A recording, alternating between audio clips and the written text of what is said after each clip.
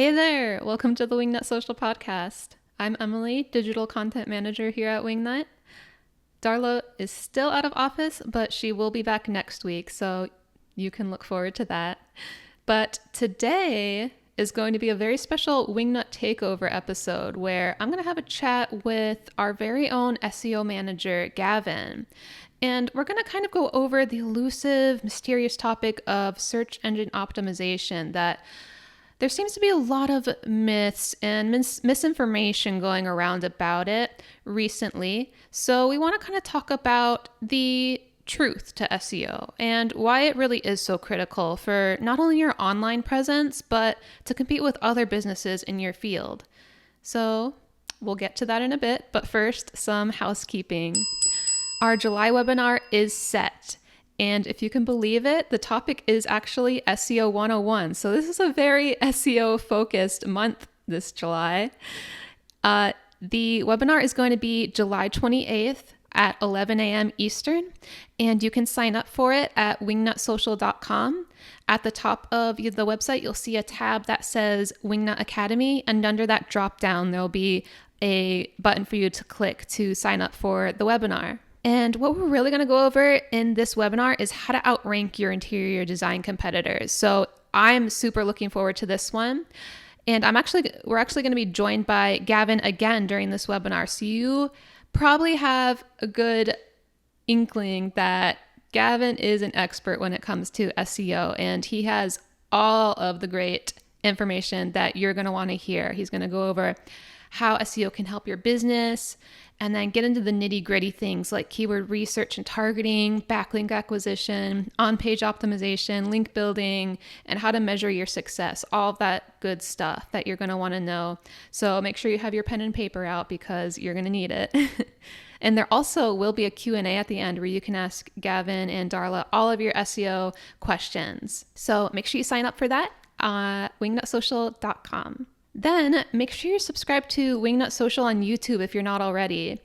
If you're like me and you love to watch video content along with the audio that you're listening to, then you should definitely subscribe to us there because that's where we upload all of our podcast episodes with video, along with all of our monthly webinars as well. So if you're not able to attend a webinar live, those will be there for you to watch whenever you want. Also, of course, Wingnut Academy. Sign up for updates on our website under the Wingnut Academy drop-down menu. It's coming and it's going to be worth the wait. So our first course is going to be Instagram for interior designers, which I am so excited about. If you're looking to strategically market your design firm on Instagram, this is the course for you. You're not going to want to miss this initial course that we're launching on Wingnut Academy. All right, so that's all for housekeeping. You know what time it is. It's time for mini news sesh. Yeah. All right, Gavin, welcome to the mini news session. What news do you have for us this week? Sure, thanks, Emily. So Instagram has opened up Reels access to third-party API platforms. What does that mean? Historically, anytime you've wanted to post an Instagram Reel, you've had to do so natively within the app. Instagram has announced on June 28th that it began allowing third-party platforms to sync up with Instagram and post using different platforms outside the app. This is something that the developer community has been calling on Instagram to do for a really long time now and is a universally welcomed change. Reels has been and is a top priority for Meta, and with data showing that Reels content now makes up, I think, more than 20% of the time that people spend on Instagram, while I think 45% of Instagram users now interact with a Reel at least once a week, I think. So pretty significant there. And the real question being, how does this impact your brand, right? So that's what everybody wants to know. How does this impact me? And if you just manage your social media yourself on the app, not a ton has changed. But if you manage your social media using, a third-party platform or work with an agency, right, things have become much more efficient. This is because third-party, social media management platforms like, Hootsuite, Sprout Social, eClincher are now able to use Reels on their platforms. this new API will support content scheduling, insights, moderation, hashtag search, and a lot more within that Reels element. So, this will make it much easy to add Reels within your social media mix. And, even with that being said, it's, what does that mean for the future, getting ahead? And because of how easy Reels are to integrate into Instagram users' social media mix now, you can anticipate the use of Reels to increase. This means the entire ecosystem is going to be much more focused on Reels than it already is. And, Instagram, I think they've been prioritizing Reels for quite some time now, but this is a much bigger step. This is a much bigger step. And if you have already been producing Reels, you really do have an advantage here. And if you aren't producing Reels, kind of on the other side of the coin, it's a great time to start to capitalize. It's still very early, and Reels don't have to be something that you plan or a big production. They can just be something that you communicate in a fun, authentic way with your users, with your clients, and it can really make a big impact on your business. But that's the big news for this week. Oh my gosh. Well, as you were talking, I could hardly contain my excitement. I'm super excited for this. Like, as a social media manager, this makes my life so much easier, right? Wingnut Social, I mean, it's a big deal for us because we can really, like I said, get a lot more effective and efficient with our clients and their budgets, and it's going to be a really big game changer, I think, for a lot of us. So. Yeah, so what I'm super excited about is the analytics side of things. So before this update, there really weren't any analytics coming through for Reels, even though they're such a huge part of the platform. So I'm excited to see impressions and engagement start coming through to integrate with the total impressions and overall analytics for all of your posts. I'm really excited for that. That's going to really help the user determine what's performing well, what they need to be doing more of, what they should be doing less of, and it's really going to help people tighten up their content strategy. It's really true. A lot more data to work with here. So good stuff in the future. Yeah, awesome. Well, thank you, Gavin. And I will see you on the main podcast. All right. Sounds good. Thanks, Emily. Mini news sesh. Yeah. All right. Hey there, Gavin. How's it going? Hey, Emily. I'm doing well. How are you? I'm doing great. Thanks. So I'm excited to talk to you today. We're going to debunk some misinfo that's been going around about SEO to kind of set the record straight on really why you need SEO to be competitive in the digital online space. But before we get into that, can you tell us a little bit about yourself, kind of your background and experience in SEO? Sure. So I've been in marketing for about the last 12 years. I've helped multiple companies over that time span, go to market. And obviously a huge component of that is SEO strategy. I've seen, how Google has iterated over the years and all the changes that have come with SEO and all the releases. So I've been lucky enough to kind of be a part of that and kind of, cut my teeth on that side of things. So I'm excited to be here today and happy to share some of that knowledge with you guys. Awesome. So you are an SEO expert, and yeah, you're great value to our team. So I'm excited to talk to you about this. Yep, me too. So you and I both, and the Wingnut team here, we've seen people in the industry saying some kind of misinforming things. Like, we might hear people saying like, "Oh, my business already paid for SEO services when we created our site. We don't really need to optimize anything else." They feel like their website, once it's made and SEO optimized, you can kind of set it and forget it. But you and I both know that's really not true. Can you explain to our listeners why that really isn't the case? Yeah, sure. So, I think a lot of people, they think, okay, I'm not really, I don't understand SEO. I'm not really sure what it's about. I'm just gonna, I've had somebody do it before. When my website was set up, like you were mentioning, and I'm just gonna like run ads or something, right? Well, that's not a good strategy because I think about 80% of users ignore, paid ads. So, it's like something like 75% of users, scroll past like the first, don't go past, the first page of search results. So, it's just wild. Like SEO leads, when you get SEO leads in, they have 14.6% close rate compared to outbound leads, which have about 1.7% close rate. So the difference in, the intent with respect to these kinds of things with SEO is just, it's a wild difference. And, you can set SEO up where you think it looks absolutely fantastic and it looks great and you think you're done. But if you aren't measuring, the impact and adjusting, then you're giving up a massive amount of potential business really unnecessarily. So, there's quite a few reasons why building out, a robust and continuous SEO strategy can be the difference between, being flooded with clients. It's really changed people's businesses. You launch them in places they never would have gone previously. But, and essentially being irrelevant. So there's a huge difference. And let's look into that further, right? Like, let's check that out. Let's see what that's about. So, the biggest thing is that, even if you've invested in SEO when you started your website, or say you just recently updated your website, you're like, I just had somebody, update my SEO and figure things out from that side of things. It's, someone needs to monitor the results of those SEO services that you've paid for, right? So yes, you have been optimized, but how well are those tactics that you've already invested in working? You may have some of your original SEO work performing poorly, when you should be spending time on a completely different tactic. So, ongoing SEO services allow you to really compare strategies, and just determine which one performs better.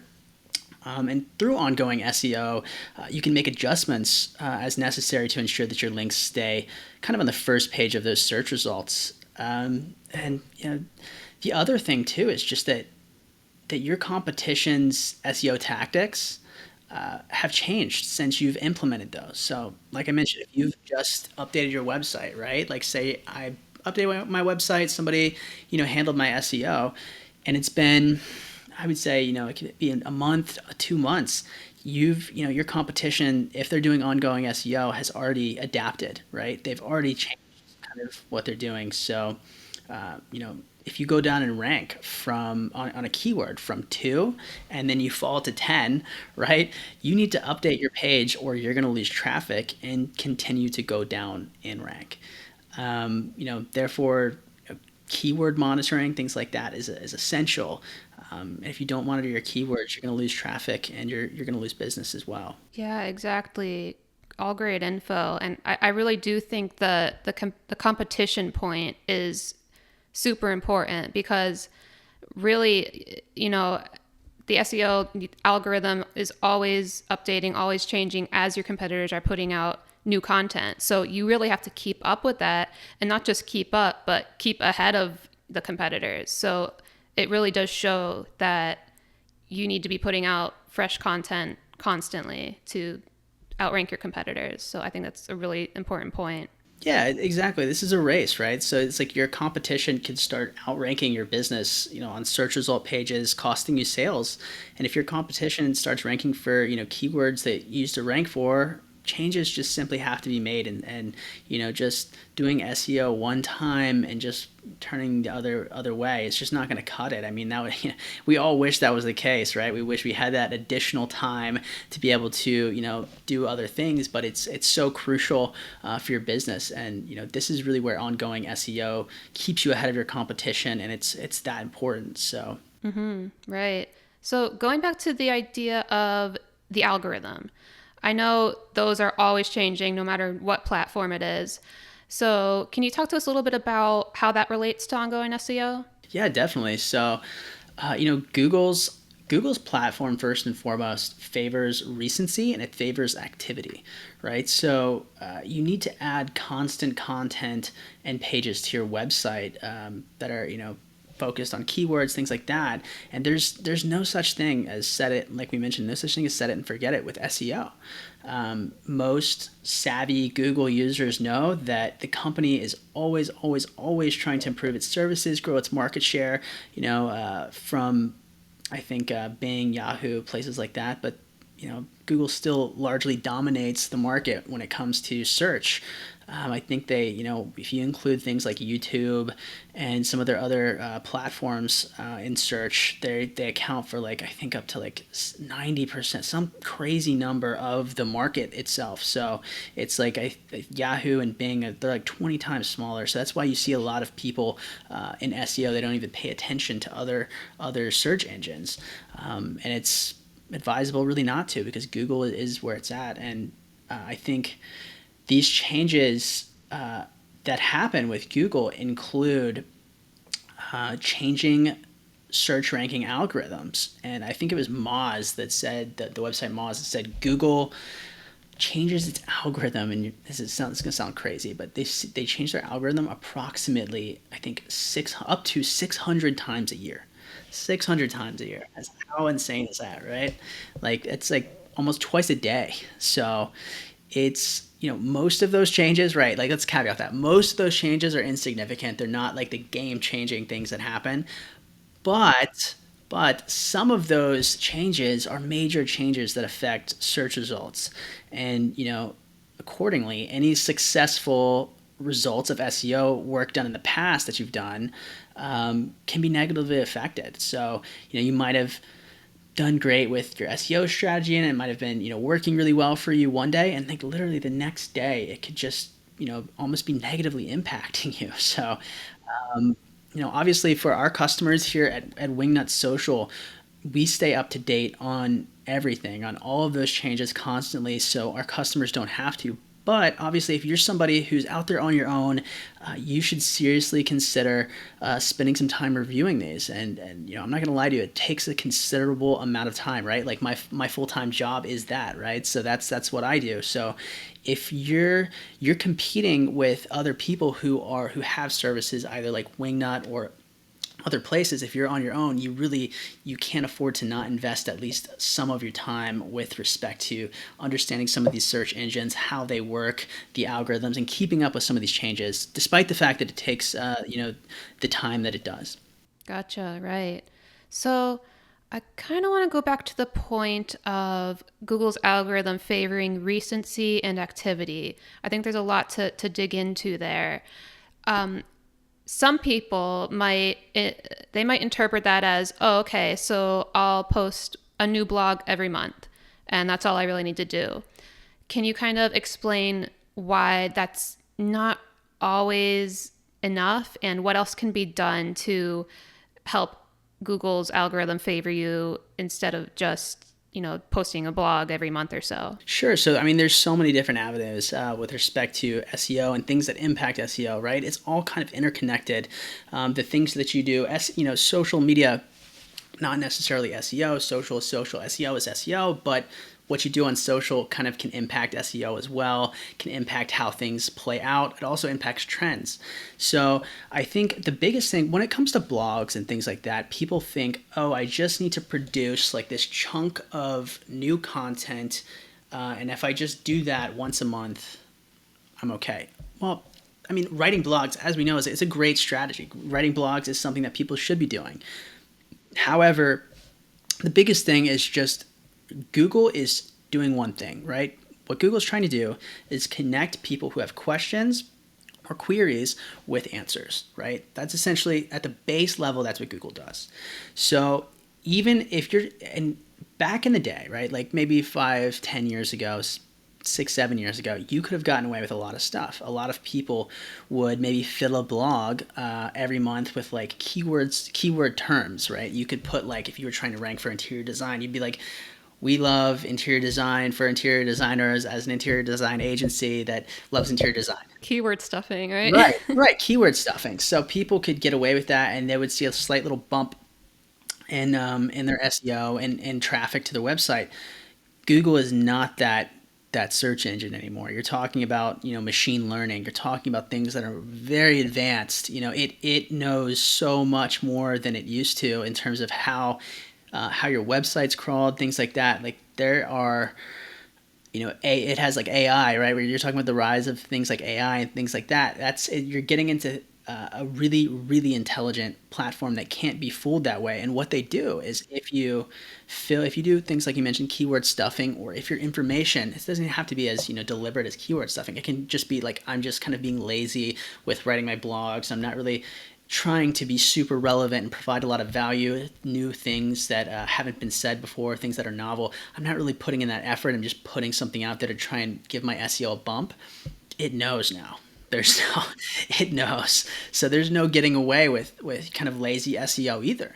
And that's the thing. So you need to know your keywords. You need to know what, and when I say keywords, I mean the people your customers, right? What do they search for when they type in Google, right? You need to understand, all keywords is essentially your ability to understand your customer, right? It's being able to think, okay, what is my customer's needs? What are they looking for? What are they seeking to answer? How do I best provide value and answers to that? And how do I let Google know that? And again, like blogging, keywords, that's how you do that. And so if you understand and have a great, idea of what those keywords are and what your customers are looking for, you provide a lot of value, you're going to see an SEO bump. But if you try and even slightly scam or be lazy with the system, Google can penalize you.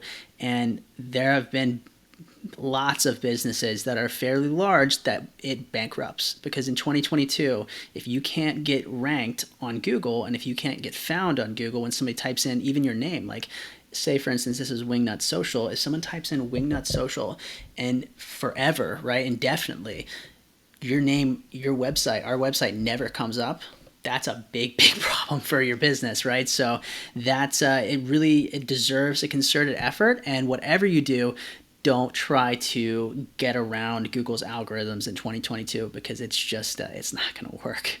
Mm-hmm. They're too smart now. Yeah, those robots. It's like Terminator. It's like that movie where everything's becoming super intelligent. Okay, well, so in terms of keywords, then, so we're kind of coming full circle now. I've heard some people say that Google Analytics, that's really all you need. You don't need all this extra, third-party add-on stuff.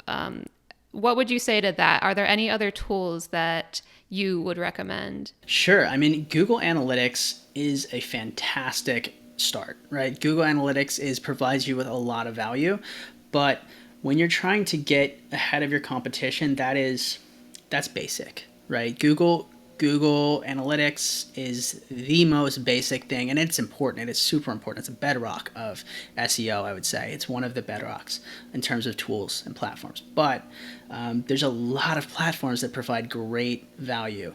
The whole Google suite provides great value. Not even just Google Analytics. There's Google, Search Console. There's a bunch of different platforms there, but the big ones that actually can have a huge impact on your business are things like, SEMrush is a huge one. I would say that's the biggest one, and I don't even want to. There's many more, but I think if our viewers are going to get a lot of value out of this, they really just need to focus and look at SEMrush. Neil Patel, I think is his name. He does a great job with some tools that he has over there on his site too. Moz is another great one. Moz is both, I would say SEMrush and Moz are the two biggest players in terms of tools, and they just really allow you to get hyper granular with your keywords, your data. If you just had Google Analytics and SEMrush, you have almost all the power in the world of your SEO. It's what we use here often at Wingnut, as you know. And so those are the two biggest. I think Moz and SEMrush are the two biggest tools that I think really are the most valuable and are really worth. They're not just worth the money; they're well worth the money for what they charge. Provide a great service.